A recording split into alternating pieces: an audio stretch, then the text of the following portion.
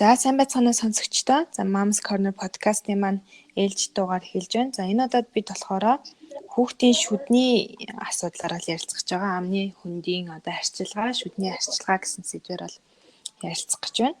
Тэгээд өнөөдрийн зочин маань болохоор их зайсан эмнэлгийн шүдний эмч мөнх оюун эмч маань бол зочноор өргөдөд байна. Тэгээд зочинтойгоо танилцъя. За сайн байцгаана уу? Их зайсан эмнэлгийн эмч хүүхдийн болон нүүр амны согц засгийн эмчээр ажилладаг мөнх оюун гэж хүн байна. Аха. Тэгэхээр та шүдний эмчээр ажиллаад хэр удаж байна? За би 2006 онд нүүр ам судлалын сургуулийг төгссөн. За түүнээс хойш ер нь бол тасралтгүй яг нүүр амны их эмч гэсэн мэргэжлэр ажиллаж байна. За тэгэхээр та ер нь юу гэж бодож байна? Би болохоор одоо нөгөө хүүхдийн насаар нь ер нь ярьчлал зүгээр үү гэд танаас асуугаа явчдээ мүү гэж бодож байна. Таны бодлоор яавал дээр бол болно л доо. Хамгийн гол нь угаасаа нөгөө хүүхдийн шүд ургалтын насндаа ялгаатай байдаг. За тэгвэл одоо хоёлаа ямар ч хэсэн яриа хүүхдээс эхэлсэн зүг бах те шүдэн ургаагүй дан гэ буйл байгаа. Ер нь одоо буйлын цэвэрлж явах хэрэгтэй юу үгүй юу те энэ дээр яаж одоо амны хүндэд нь анхаарч явах хэрэгтэй вэ? Бид нар бид нар тэр хамгийн түрүүнд асуудал хэлсэн. Би одоо хүүхдийн шүдийг хэдээрээ суугаад гээ гэж асуусан юм шиг. Тэгээд асуухад ажил хүүхдийн 1 настай юм уу 2 настай ч юм уу те арай мэддэг. Тийм учраас яг таны асуусан хүүхдийг бид нар шүдийг хэдээрээс амны хүндийг хэдээрээс харчих гэсэн ингэж яриа байхаас төрсөн цагаас нь зарчнаа гэсэн. Яраа энэ нарын зөвлөгтэй яаж бид нар сурах юм уу эсвэл би энэ маар ороогоод ингээд амны хүндийг хасдаг угаад ихэд өнгөрөөс нь цадгаж анхны амны хүндийг ахах гэдэг юм дээр байна. Яг энэ зүйлээ бид нар өдрөө нэг удаа заавалчгүй тэгээд ажиллах хэрэгтэй. Тийм бол хүүхдийн цахиус 4 сартаагаас 8 сар хүртэл анхны цахиус хамаараад яг тэр үеэс нь шүднийхаа гадаргуудын хөнгөр. За хүүхдийн за буйлыг шүдийг нь өдөрт 1 удаа бол зоолттой заавал арчиж явах хэрэгтэй мэн тий. За яг амны арчилгаа бол өдөрт тогтмол 1 удаа зөв цэвэрлсэн байхад бид нарын амны хүндийн арчилгаа бол хангалттай гэж үзнэ. Хилний өнгөрийг яах вэ хүүхдийн? Тэгээд хилний өнгөрийг ч гэсэндээ өдөртөө бид нар 1 удаа цэвэрлж яхад болно. Бидний амд ялгарч байгаа шүлс бол бас өөрөө амныхаа хүндийг өөрөө өөрийгөө цэвэршүүлэх, өөрөө өөрийгөө хамгаалах юм бас үүрэгтэйгээр ялгарч идэг. Тийм учраас бид нар бас тогтмол одоо мэдээч хэрэг бид нар амьдралын явцад ингээд өдөр болгон мэдснийхаа дараа болгон шүдтэй байгаад уутлал амаа яагаад ингээ явах боломж бас бидний амьдралын нөхцөлд бол маш ховор боломж муутай. Тэрс бид нар өдөртөө 1 удаа орой унтахынхаа өмнө ч юм уу те амныхаа өндийг бүрэн гүйцэд цэвэрлээд заншчих хэрэгтэй байна. Аха. Түрүүн бас нөгөө захиур гэж ярьсных. За захиур яг хизээ сартай за 6 сартай дурах ёстой л гэдэг. Гэтэл ингээл наан цан байхаар ээжүүд маань аауд маань айгүйх санаа зовдөг штеп. Энд ч одоо зөв юм уу буруу юм уу яаж ийна гэд. Тэгэхээр ер нь энэ тал дээр ямар зөвлөгөө өгөх вэ? За захиур цохох тухайд бол бид нар яг онлоор бол таны хэлсэнчлэн 6 сартаагаас цохох хэрэгтэй байдаг. За харин тухайн хүүхдийнхаа одоо анх ургийнх нь хөгж одоо сүү шүдний их усүр бол бүр ураг байхад ихийн гидсэн дотор шүдний их усүр нь яг хэдэн сартаа хэд хоногтой тавигдаж эхэлсэн бэ гэдгээс хамаарат бид нарын хүүхдийн амны ургах хугацаа нь харилцан адилгүй байж байдаг. Тэгэхээр бол энэ нэг тийм санаа зовх зүйл бас биш. Би одоо яарснараа хүүхдийн хурдан өрүүлээд гаргаад ирнэ. Эсвэл миний одоо хүүхдийн шүд миний хүүхдийн өсөлт төгсөлтийн хоцрогдлоос болоод хажуу гарна гэсэн юм бараг л байхгүй. Яг тухайн хүүхдийн өсөлт төгсөлтийн онцлог ямар байна түүнээсээ хамаарат зарим хүүхдийн бүр ой хүртлээ хүрээд хажуу ургаж байгаа. Зарим хүүхдийн 4 сартай 3 сартад гараад ирдэг. Энэ бол тухайн хүүхдийн өөрийнх нь өсөлт төгсөлтийн онцлогтой холбоотой зүйл гэсэн. За тэгэхээр шүдэн цохолчлаа тий. Энэ үеэс эхлээд ямар арчилгаа хийх вэ? Юунд илүүтэй анхаарах вэ? За шүд цухуугаад эхэлсэн цагаас эхлээл зүгээр өнгөрөөс нь нэг удаа салганаа л гэдэг төрөнд хэлсэн шүү дээ. Ааха. Ааха. Тэгэл гадна тасанд тогтцож байгаа шүдний хүүхдийн шүдний гадаргуу дээр наалдаад үлдсэн байгаа өнгөрийг л цэвэрлэнэ. Буцалсан усаар шүдний гадаргуу дээр өнгөрийг арилгаал нэг одоо бид нэр заавал өдөрт тийм олон удаа байх шаардлагагүй. Нэг удаа л өдөр болгоно нэг удаа л цэвэрлдэг байх хэрэгтэй. Ааха. За хөхний сүттэй холбоотой хүүхдийн шүд цоорчлооч гэдэг юм уу хөхний хүүхдээс болоод асуудлууд гараад идэг. Тий. За ер нь хөхний сүнд бол хүүхдийн шүдийг одоо дархлааг дэмжих маш олон төрлийн ферментүүд агуулгадж байдаг учраас хүүхдийн сүүн шүдийг харин хамгаалах нь үүдтэй гэж үзнэ. Ааха. Тэгэхээр бид нэг хүүхдийг бол хөхүүлэхээс ерөөсөө айх татгалзах хэрэггүй гэсэн. Ааха. Ямар ч үсэн 2 над хүртэл хүүхдээ бол тогтмол хөхүүлэх ёстой. Ааха. Тэгээд үүнийхээ хажуугаар бид нар оройдоо нэг удаа заавал угааж цэвэрлж явах хэрэгтэй гэсэн нөгөө хідээ. Амныхаа нөгөө нэг хилээ завж уруулын буулын те хилнийхээ өнгөрийг шүдээ хоногтоо нэг удаа заавал цэвэрлж явах хэрэгтэй гэсэн. Ингээд явчих ингээд зарцсан байх юм бол бид нар бас шүд цоорох одоо аюулаас бас нэг айхад шаардлага болно гэсэн. Ааха. Одоо нөгөө сойз яах вэ? Одоо хуравч одоо хэрглэж байгаа ээжүүд байх юм бол хизэнээс яг сойз руу шилжүүлэх үү? Ер нь бол яг ой хүртлээ хуравч хэрглэж болно. Гэхдээ шүд цоорох өвчин гэж бид нар ер нь ярьж. Тэгэхээр шүд цоорох өвчин хамгийн анхны шүд цоорох өвчин ч одоо халдварт өвчин гэж үздэг байгаа шүү дээ. Хамгийн анхны халдварыг бид нар ээж аваасаа юм уу? Ойр тойрныхаа ах トゥ нараас. Тэгэхээр халдварыг бид нар авах болохгүй байх. Тэгээ нэг ээж аваад хүүхдтэй хоолны нөгөө амаараа үлээж өгдөг юм уу те амандаа хийж хөдөлгөг эсвэл амандаа идчихсэн юм а хүүхдэд дамжуулаад өгчдөг. Энэ нь бид нарын нөгөө ямарч халдвар байхгүй, нэм бактери байхгүй, цэв цэвэрхэн байсан нөгөө нялх хүрээ анхны халдваруудаар өөрсдөө байгаа 30 жил, 20 жил биедээ агуулсан нэм бактериараа халдварлуулж эхэлдэг гэсэн. Ааха. Тэгэхээр ер нь сайзыг бол яг ингээд няран сайзууд одоо манад айгүй их байгаа гадуур одоо худалдаанд артикуудаар хэвчлэн байгаа. Томоохон худалдааны төвүүдээр. Тэгэхээр няран зориултын няран сайзыг аваад хэрвээ нэг нас хойш няран сайзаараа бид нар хүүхдийнхаа шүдийг угааж эхэлнэ. Амны хөндийн бас мөөгөнцөр гэж үйд юм байл шүү дээ. Тэр одоо юунаас үүсдэг үү? Тэрийг яаж эмчлэх үү? Яаж сэргийлэх үү те? За мөөгөнцрийн тухайд бол ихэвчлэн нөгөө антибиотикийн зохисгүй хэрэглэнээс болж байгаа. За. Тий антибиотик гэдэг бол өөрөө нэм бактерийг устгах үйлчилгээтэй. Бэлтгэл шүү дээ. Тэгэхээр бид нар хамаагүй нэг антибиотикийг зохистой биш хамаагүй дураараа хэрэглэснээс жоохон хүүхд ханаалгангуутлаа антибиотик болгочдаг тий. Жоохон болгочдаг.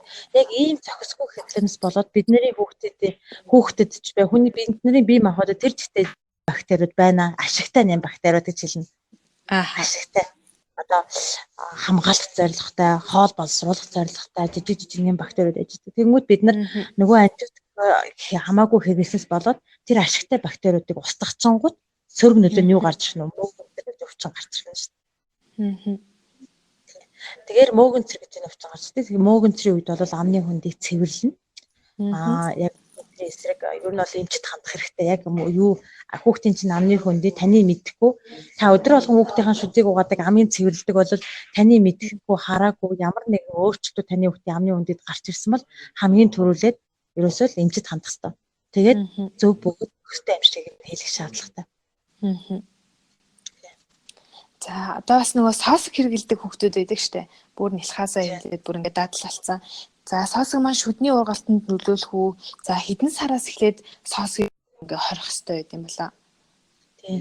За соосгыг болохоор соосго ерөөсөө сэргэлсэний давуу талыг бол бид нар мэднэ те. Хүүхэд тайвшруулна.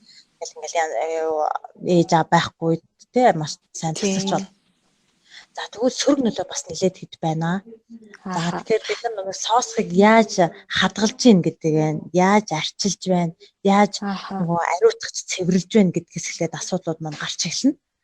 За тэгээд За бид нар тэгээ сонсоход зөв одоо ариутгаад, цэвэрлээд, арчлаад, хадгалаад хүүхдэд хэрглэжээлээ гэж үзэхэд хүүхдийг бол сонсохыг нэг нас хүргээд ерөөсөө сонсохыг нь болиулчих хэрэгтэй. Аха. Нэг нас хүрэхэд сонсохыг хөгжүүлэхийг ерөөсөө шууд зогсоох хэрэгтэй.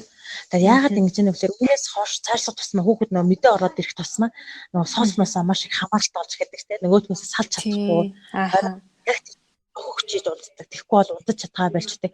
Хүүхэд стресстэй бүр 4-5 наст болсон сонсох охин явж идэг хүүхдүүд бас байдаг те. Аха. Тэгээд нөгөөдгөө ингээл гадуур явжсна унгаан гутлаа ээж нэг амандаа цэвэрлээсэн нэг усаар угаасан болоод аманд нь те. Энэ ийм асуудал аягүй гарч ирэх хэрэгтэй. Тэгээд сонсох их хөгжнөөс шүдний нөгөө одоо ургаад шүдний ургалтанд яг сүүл шүднийх нь ургалтанд бас нөлөөлж эхэлдэг юм заалхаа буруу зулстай болж эхэлдэг. Дандаа ингэж нэг үүдэн хэсгээрээ шүднүүд чинь хоорондоо хоршчих хэвээр нөө сонсохтой байгаа тахлаар хоршихгүй болоод тэгэхээр онгоогоод хөтлийнх нь хэсэг нь онгоогоод ирдэг.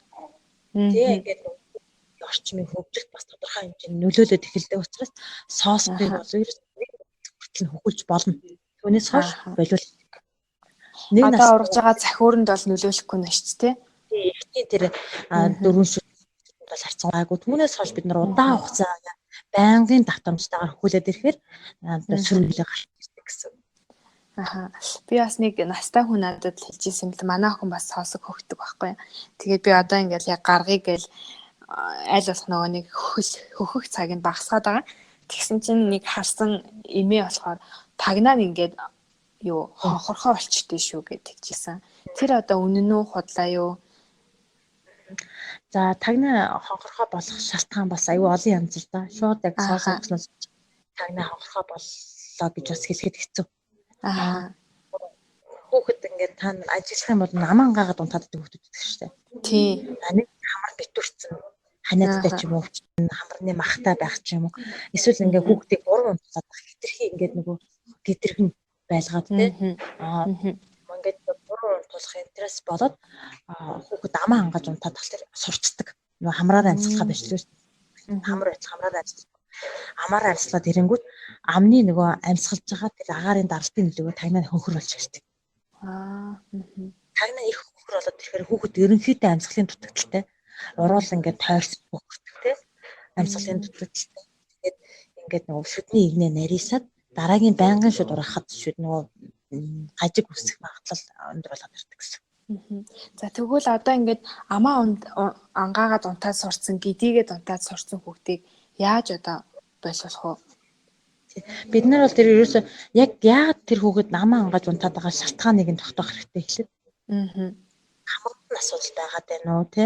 Юунаас болоод ингээд хүүхэд ихэнхдээ ингээд энэ хамрандаа махтай хүүхдүүд байж идэг те тэрний явандаа ширгэнэ гэдэг.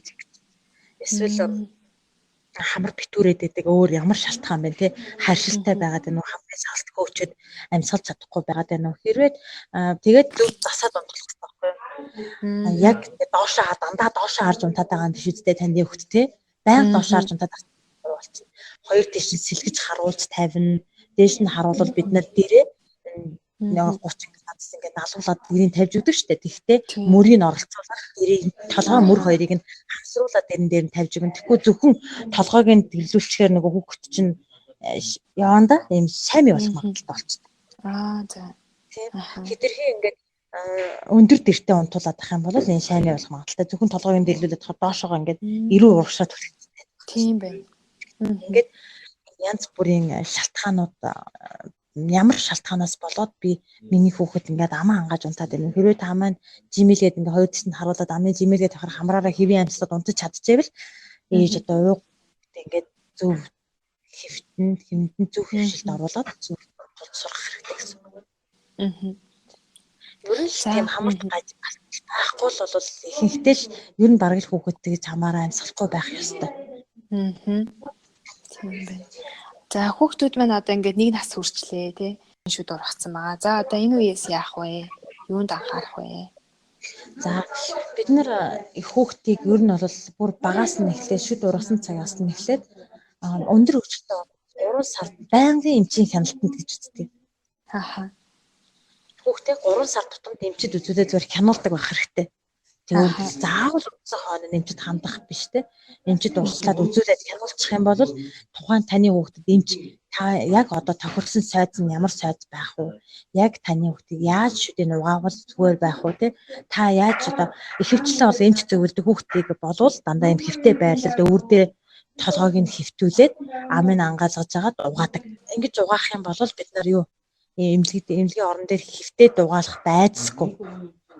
Би шүдэн угаахтаа ингэж угаадаг юм чинь эмчид үзүүлэлтээ ингэж л үзүүлсэн. Тийм ингэж зөвийн юм хөвшил сурж эхэлдэг гэсэн. Нэгдүгээрт нь. За хоёрдугаарт нь ингээ хэвтүүлчихэд ээж дээрээс нь хараад угаах дээр хүүхдийнхээ бүх гадаргуунуудыг олж харж чаддаг. Яг энэ хэсэг нь дутуу угааж байна, энэ хэсэг нь буруу угааж байна. Би аль хэсгийг нь зөв угааж байна, аль хэсгээр буруу угааж байна гэдэг нь ингээ бүрэн харагдах боломжтой байдаг учраас болвол ээж хүүхдээ ингээ өвөр дээрээ хэвтүүлээд угаах хэрэгтэй. Яг тохирсон сойзыг бол эмчээс зөвлөж авбал их сайн. За гэхдээ би ер нь сонсож байгаа ээж аавуудад зөвлөхөд бол дээд үүдэн хоёр шүдэн штэ. Хүүхдийн үүдэн хоёр шүд. Уртынх нь хэмжээтэй таны хүүхдийн шүдний сайзны урт тохирж ивэл хамгийн тохиромжтой гэж үзэн. Үснийх нь урт уу? Үсний урт нь.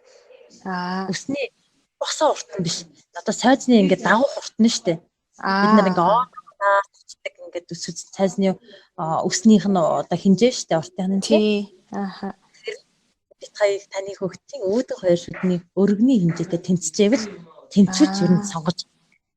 За яг энэ сайз харгыг бодвол хүүхдүүдийг том хүнд ч гэсэн тэг сонгоно. Том хүний үүдэн хоёр шүдний өргөний уртынх нь хинжээ таны сайзны өсний. Тэгэхээр нэлээд жижигхэн сайзаар угаах байгаа. Тийм байна. Сайзаар бид нар угаах хэрэгтэй. Тэгэхээр одоо би гэхэд одоо шүдний сайз эндээс Монголоос авах гэхлээр Монгол улаан одоо энэ дэлгүүрүүдээр байгаа сайзууд дандаа томддог. Тийм том сайз чи миний авахгүй энэ ирүүний ятанд тулаад ингээд угаач чадахгүй би шүдний дутуу угаагаад байгаа байхгүй юу. Тийм учраас би болохоор угаахаараа хүүхдийн сайз сонгож угаадаг. Хүүхдэд зориулаад гаргасан байгаа. Би өөрөө хэмжээнүүд яг болдог шүү дээ тийм. Тэгэхээр би хүүхдэд болохоор бүр зориулж жижигхэн сайз олж сонгож авдаг байх нь шүү дээ. Тэрнээс жижигхэн сайзаар угаах хэрэгтэй учраас. Бид нар ургасан цагаас нэхлээд оройд нэг удаа шүдээ угаагаа сургачих юм бол хүүхэд шүд угаахаас ургуцахгүй ингээд хөвшчихдэг гэсэн. Хизэнээс яг хүүхдэд өөрт нь даатгаад шүдийг угаалгуулж эхлүүл зүгээр вэ? За ер нь бол 6 нас хүртэл нээж өөртөө угааж гардаж. Гардаж угааж байна. Өөртөө гардаж угааж байна. Тэрнээс 6-аас 10 нас хүртэл нээж өөртөө хянж угаалгана. Хүүхдээ угаалсан байхад нь дараа нь хянах нь шүү дээ. Таны хүүхд миний хүүхдчүүдээ бүр угааж байна уугүй гэдгийг шалгадаг байна гэсэн. За тэгээд тэр 10 наснаас одоо өөр одоо чи өөрийнхөө шүдээ өөрөө артлаад ингээ угаа гэдээ орхих нь шүү дээ. Тэгтэл бид ээж аауд насанд хүртэл хүүхдийнхээ эрүүл мэндийг анхаарах хэрэгтэй учраас шууд тэгээд бас хаяхгүй ингээд шалгаад л бас хараад л явах хэрэгтэй. Яаж хүүхдийг одоо ингээ шүдээ угаахад туртай болох уу? Зарим хүүхдүүд чинь бүр нэг тийм ял үрцсэн юм шиг л чи ингээд хийчээ гэхүүлж ижил угаагаад байдаг штэ. Яаж гоё дуртайгаар ингэж шүдээ угааж сурах уу? Шүдийг яг тэр нөгөө тохирсон хэд том биш тохирсон сайзаар шүд угаахаар хүүхдэд нөгөө ямар нэгэн завир өгөхгүй байгаа. Хүүхдэд нэг жоохон завир өгүүлчихээр тийм учраас ер нь хүүхдийг яг ингээд мэдээ орохоос өмнө бид хоёр түр ярьсан яриа хаас нэглээд амны үндийг ургасан байх нэг удаа угаачдаг. Яг ингээд мэдээ орохт нь л ээж нь өдөр болгон шүд нь угаачдаг байх юм бол тэр хүүхэд хизээч гинт нэг өдөр би шүд угаахаас дургу болохгүй. Шүдийг угааж үзээгүй амын ангаалгаж шүдэнд нь аманд нь сайз хүрүүлж үзээгүй хүүхдийг гинт нэг өдөр ээж нь шүд угаах гэхлээр дургуцаад байгаа байхгүй нэг айдсан дээр тахгүй гэдэг байгаа яг тийм учраас бүр багаас нь тэгээ сургачих юм бол за нэгэнт ингээд шүд угаалах дурггүй нэгэнт ингээд уйлдаг тийм хүүхд байх юм бол та хүчлээд чамайг угаахаас аргагүй. Тэгэх юм бол хүүхэд нэг 2 удаа 3 удаа за 4 удаа уйлж угаалгаад та өвддөггүй юм чинь ингээд уйлахаа болоод тэгшин. Дээрэс нь ах эгч нар нь ингээд аягүй шүдээ сайхан угаадаг. Тэрийг ээж аваад угаалгадаг байхыг харсан дүүнэр бол хэдэж ч уйлахгүйгээр шүдээ угаалгадаг. Дуртай угаалгадаг. За тэгээд шүд угаасны би ингээд шүдийг орой болгон би заавал угаах ёстой гэдэг ийм мессежийн талгаад бүр маш сайн суулгаж өгөх хэрэгтэй. Тэгээ хүүхдээ нөгөө голлгүйгээр 1 настай байсан ч 2 нас ой хэдэн сартай байсан ч яриад ах таахгүй энэ шүдээ угаахгүй болохгүй. Угаах юм бол угаахгүй байгаад ах юм бол таны миний хүүхдийн шүд юу болох юм бэ гэдг нь хэлж өгөөд ингээд угаачих юм бол ийм гоё цэвэрхэн ийм гоё эрүүл байна гэдгийг л ингээд баян хэлж өгөөд бол хүүхэд өрөөсөө шүд угаахаасаа дургуутдаггүй. Шүд угаасныхаа дараа орой унтахаа өмнө л нэг удаа угаана. Орой шүд угаасныхаа дараа юу ч идэж уухгүйгээр би унтах ёстой гэдэг ойлголтыг бас толгойд нь бүрш болгож өгөх хэрэгтэй. За та бас нөгөө зөв угаах аргачлал бас манай ээжүүдэд хэлж өгвөл те. Одоо хүүхдүүдийнхаа шүдийг яаж угааж эхлэх вэ? За зөв угаах дээр болохоор хамгийн түрүүнд ээж аав ямар оогоор угаах вэ гэж асуудаг байхгүй. Ааха. Тэг ямар оогоор угаах вэ гэд. Тэгэхээр бид нар бол хүүхдийн сүүн шүдийг ямар ч оогоор угаах шаардлагагүй. Аа. Хэрэгс хэрэглэхгүй гэсэн. Ингээд сайхан угаах нь тийм. Стакан тийм үү савнд буцалсан ус хийж тавиад тэгээд тэрэндээ сойд дүрж байгаа л угаана. Тэгээд бид нарын хүүхдийнхаа шүдийг угааж байгаа зорилго маань тухайн хүүхдийнхаа сүүн шүдний гадаргуу дээр байгаа өнгөрийг нь л алгах зорилготой. Өнгөрийг нь. Тэгээд шүд буйл хоёрын завсраар өнгөр хамгийн их тогтж үлддэг. Буйл шүд хоёрын завсраар. Шүд буйл хоёрын завсраар ингээд сойзоо 45 градусын налуутай барьцаад ийм эргэл хөдөлгөөж угаадаг. Шүднийхээ бүх гадаргуу болгоныг бид нэр эргэлдүүлэх хөдөлгөөж угааж их хэрэгтэй. Дандаа эргэлдүүлэх хөдөлгөөн босоо чиглэлийн зигзаг маягийн хөдөлгөөнүүд хийж бүрэн цэвэрлэхтэй. Гэтэ шүдний гадаргуу болгоныг угаана гэж ойлгохтой. Шүдэнд олон гадаргуу хацар гадаргуу байж гин. Хоёр шүдний кантар гадаргуу байж гин. Хилэн талын буюу тагнаа дотор талынх нь гадаргуу байж гин. Завсар хоорондын гадаргуу. Энэ болгоныг бид нэгт үлдээлгүйгээр угааж ах хэрэгтэй байхгүй юу? Хизэнээс аа хэрглэж эхэлэх үү? Аа бол хүүхэд чинь одоо миний хүү шүдээ угаачаад түүгээ хаяараа гэж шүлсээ хаяараа гингүүд болох тэр үеэс эхлээд аагаар болно. Одоо хүүхэд угаасаа дурдсан шүү дээ. Ээж аавд аагаар угааж байгаа хараад аагаар угаамаар санагдаад хүүхэд угаах. Тийм учраас угаалгана. Гэхдээ хүүхдийн зориултаа оог аваад тэгэхээр нулимаад хайдаг болсон цагаас эхлээд аагаар угаана. Энэ идэж болдог оо гэсэн юм чинь гээд идүүлээд байх шаардлагагүй тэр бол идэх зүйл биш учраас. Тэгэхээр тэр болтол бол хэрэглэхгүйгээр усаар л шүдийг угаахад болно гэсэн. Нэгэнт ингээ өөрөө угаамаар санагдаад хүүхэд шаардаад байх юм бол оогоор нь угаахад би болохоор өөрийнхөө хүүхдээ өөрөө усаараа угааж өчөө дараа нь тавьж өгөө за өөрөө угаа гэдээ угаалгах. 3 нас сонирхлыг нь дарах нь шүү дээ. Тий. 3 настай 4 настай 2 та одоо тэгвэл чи өөрөө ингээд аагаар угаа. Би ээж нь усаар угааг. Заримдаа нөгөө би өөрөө гэдэг. Би өөрөө угаана ээж би угаана гэдэг ингээд байдаг. Тэгэнгүүт л за тэгвэл миний аагаар угаач дараа нь ээж нь усаар угаач гэж. Тэгээ гэдэг нөгөө тий. Тэгэхээр нь аагаар угаач нүдшээсээ хаяад янгууд нь одоо ээж нэг шалгаад угаач да гэдээ усаараа угаагаад би болохоор өөрөө нөгөө бүрэн гүйцэд цэвэрлэх нь миний хувьд чухал учраас заавал угааж өгöd. Тэгэж яв. Тийм зарчмаар бол хүүхдүүдийн хаалт юу. За одоо нөгөө манай дүүнерт ч гэсэн байдаг юм ерөөсөө ингээ шүдээ угаах айгу дурггүй явж агаад саяхнаас л одоо нэг 7-8 хүрээл угааж эхлээд тэгтэл ингээд нэг шүдний аль хэдийн ингээ бүр ингээд шарлж эхлээд өнгөр тогтчихсон тий. Тэр одоо тийм болсон шүдийг яах вэ? Яаж арчлуул зүгээрээ буцаагаад одоо яаж цайруулах вэ? За шүдний гадаргуу дээрх нэгэнт одоо хамгийн түрүүнд анхаарах хэмжээр нэгэнт таны хүүхдийн шүд цоорсон бол шүднийг эмчлүүлэх хэрэгтэй. Эмчлүүлээд ломтуул тий. Амны хүндийг эрүүл байл. Амны хүндийг шүд цоорхоо төсөж харахлаар ням бактери хөрөмжлөд өвчт өвчнүүд их усэр болоод яваад. Тэгээд дараагийн нүд ургах одоо гажиг үсэх нөхцөл болоод ирдэг байхгүй. Тийм тэр цоорлуудыг ломтуулаад эмчлүүлсэн байх шаардлагатай. Тэрний дараа зөв сайн тэгээд ингээд өнгө алдсан юм байгаа бол эхний бид мэргэжлийн эмчилж хандаад мэргэжлийн нэг цэвэрлэгээ хийлгээд цоорл байвал түүнийг ломтуулаад ингээд арчлуулаад хэрэгтэй. За шүд ургахтаа яг таны хүүхдийн шүд анх ургахтаа л ямар өнгөтэй ургасан те гоё цагаан ургасан бол тэр шаралсан бол тэр шарыг найралгаад бид нар тэр анх ургасан шиг цагаан болно. Тэр бол зүгээр хөлгөө цэвэрлэх зүгээр болно гэсэн.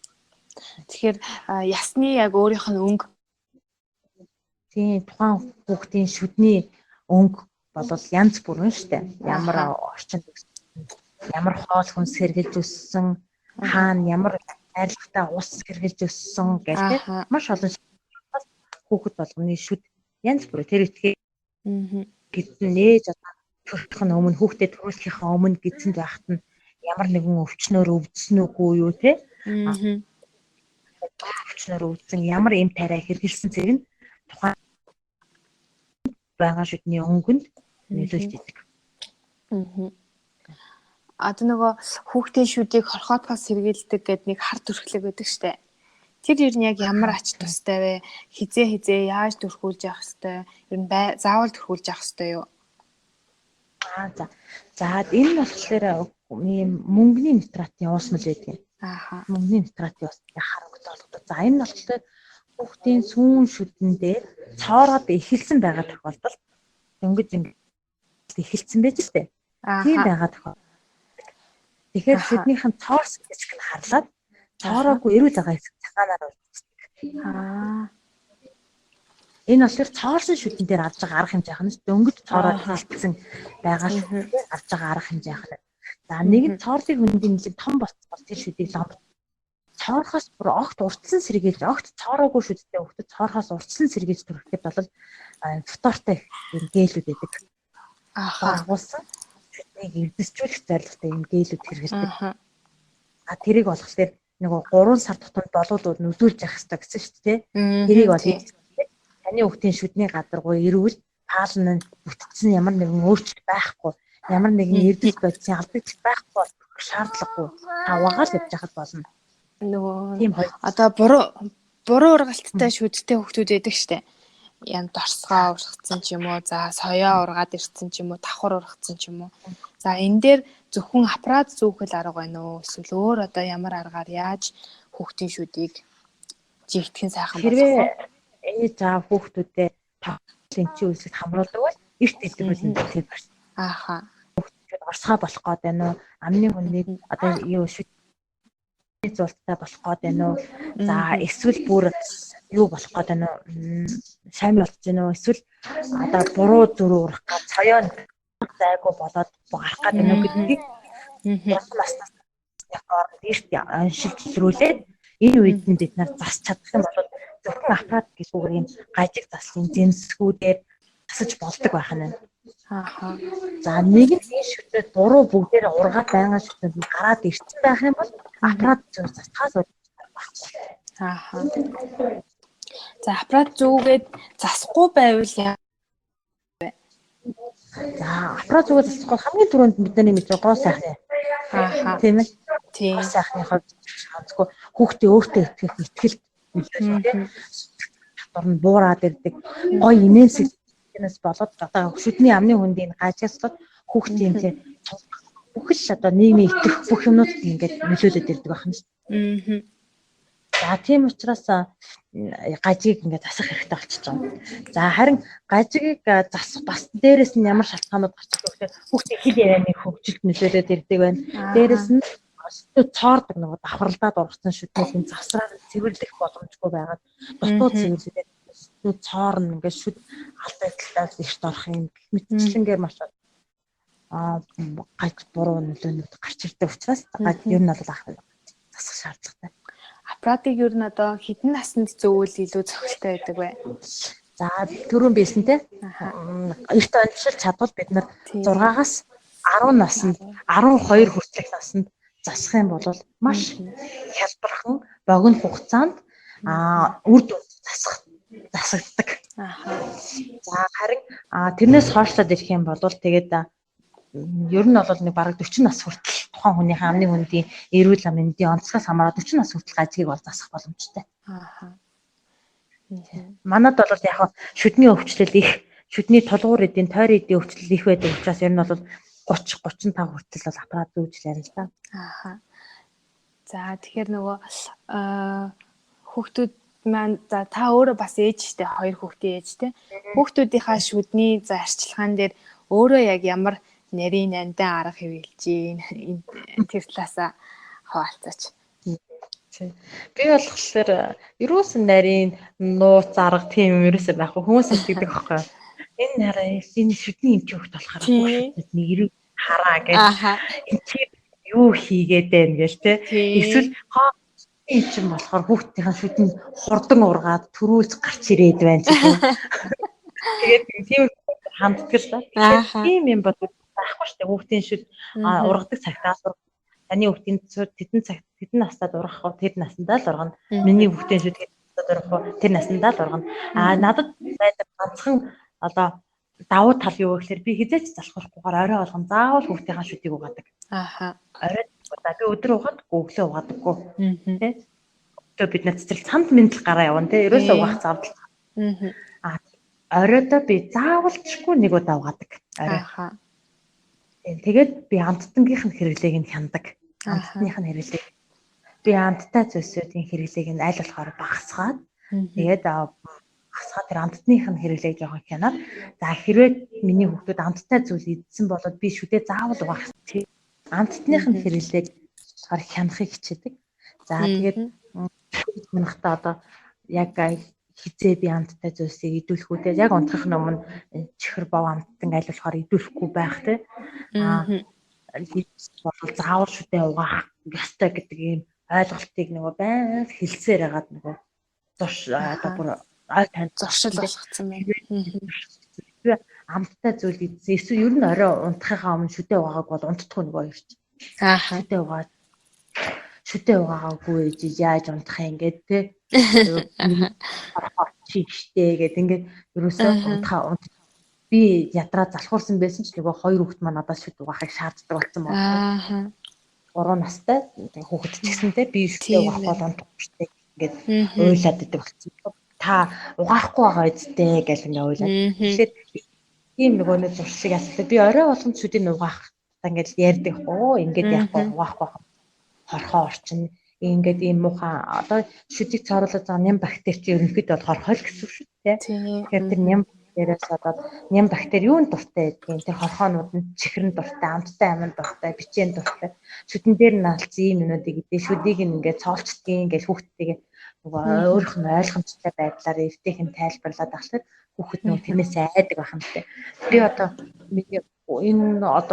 миний эргэн тойронд байгаа бүх хүүхдүүд амттай зүйлсээр бас ганцхан миний хоёр хүүхэд огт идэхгүй нэж байхгүй шүү дээ. Заавал идэнэ. Тэгээд нүдийг харуулаад бүртгэнүүлээл би ингээл идүүлэхгүй байж чадахгүй өгнө. За тийм тэрний араас нь юу гэдэг вэ? Заавал шүдээ угааж би унтах ёстой гэдгийг ойлгодог. Тэгтээ тэр болгон би амттай мэдэхгүй гэдгийг одоо мэддэг тий. Би ээжийн зөвшөөрсөн зүйлсийг идэнэ. Ээжийн зөвшөөрөөгүй зүйлсийг идэхгүй гэдээ иддэггүй. Иддэггүй байхгүй би за ээж нь ийм зүйлсүүдийг өгнө. Энийг бол болохгүй гэдэг. Тэгэхээр одоо нөгөө хэлж ингээд хүүхдэд ингээд бид нар жоохон гэж голгүйгээр хэлээл ахаар бүр айгүй ойлгодог байгаа байхгүй. За одоо өөр миний бас асуугаагүй хүүхдийн шүдэнд анхаарахаар үлдсэн зүйл байвал тий та ярьж өгөөч. За одоо бид нар хамгийн гол анхаарах зүйлсүүд юу болоод байна вэ гэхээр хүүхдийнхаа идэж хэрглэж байгаа зүйл янз бүрийн зуршлуудтай дэж аваад маань маш сайн анхаардаг байгаасай гэж айгүй хүсэж байна. Хүүхдээ бид нар хүүхдээ айгүй анхаардаг хэрнээсээ яг гол зүйлсүүдээр нь харж чадхаа мэдэхгүй болчихсон. Нас болоод хүүхдээ маш олон ээж аваад хүүхдүүдийнхаа одоо шүд гоо сайхан бол хүүхдүүдийнхаа ирээдүйд оруулж байгаа маш том хөрөнгө байхгүй эрүүл болгоно гэдэг маань тийм. Маш их завгүй нийгэм байна л дээ. Ээж аваад бид нар бүгдээрээ хүмүүс маш их завгүй байна. Гэхдээ энэ завгүй амьд жагаар нэггүй удаа ингээд сард нэг 3 сард нэг удаа эсвэл 2 удаа ч юм уу шүдний имлэхээр нэг хажуугаар нэг хүүхдэд дайж гараад хүүхдийн шүдийг харуулцдаг. Тэгээд оройдоо нэг 20 секунд хүүхдийн шүдийг бацуулаад угаачдаг. Тэр хүүхдэд идэвхтэй оруулж байгаа айгүй том хөрөнгө оруулалтыг болох. Тэгээд дээрээс нь түрүүний би амьдралын хэм маяг зуршил гэдэгсэн шүү дээ. Тэгээд шалгуу юм буруу зүйлсүүд байна. Хүүхдийг айгүй удаан том болцсон өгцдөг тий. Эсвэл ингээд юм чанаа тулж суугаад байна уу таны үг. Дээрээс нь бид нарыг жоохон байхад одоо бидэндээ одоо нэг 20 30 жоохон байхад ээж аваад за юу тарг уусмал аягаад болоо гэдэг гэсэн чинь. Тэгээд ингээ аягийн долоолох юм бол хилний булчин ам томсох булчингууд нь хөвжиж идэг байхгүй юу? Ингэж хөвжснөөр шүдний эдний чөд ингээд тэлж өгөөд одоо өшөө сайн ямаа ажиллаж идээд байх юм бол одоо энэ булчин нэр гажиг үүсэх магадлал нь багасаад ирдэг. Одоо ерөөс хүүхдүүд эзэлж идэх байсан. Аа. Ордог нэг ганц хоёр амдаа ингээд залгичдаг. Тэгээд мөн ээж аваад тийм бас нэг хэцүү юм нь юу байдаг вэ гэхээр ерөөсөө хурд ид лээ. Ааха. Ааха. Ажиллаад ид. Ой, ажил наатахаа гэх ёстой байхгүй юу? Тэгдэггүй те. Хурд ид. Аль хорлоо. Тий. Ингээд бас айгүй олон эрүүл мэндийн асуудлуудыг нэг жижигхэн зуршлаас болоод эхэлж идэг учраас энэ зуршлууд хаалга хандуулаад өөрсдийнхөө эрүүл мэндийн боловсролыг жоохон нэмэгдүүлээд те нэгэнд ээж болсон бол өмнө маш том хариуцлага хүлээж ийн гэдгийг ойлгоход эрүүл мэндийн боловсролыг жоохон нэмэгдүүлээд би хаанаас хизээ хүүхдэд ямар юм авч өгөх үү гэдгээ яг зохих ёсны мэрэгчлээс нь хандаж авдаг иймэрхүү жижигхэн өөрчлөлтүүдийг оруулчвал эрүүл ухаан төгс сайхан мөн гарах юм аа л гэж хэлгээд. За тэгэхээр мөнх оюун эмчтэй маш их баярлалаа. Бидэнд маш үнэтэй зөвлөгөө өгсөнд, миний урилгыг хүлээж авсанд маш их баярлалаа. За тэгээд бас оролцуулаад ярилцлага авсан маш баярлалаа. За баярлалаа. Тэгээд ингээд дараагийн дугаараараа уулзъя. Түр баяртай.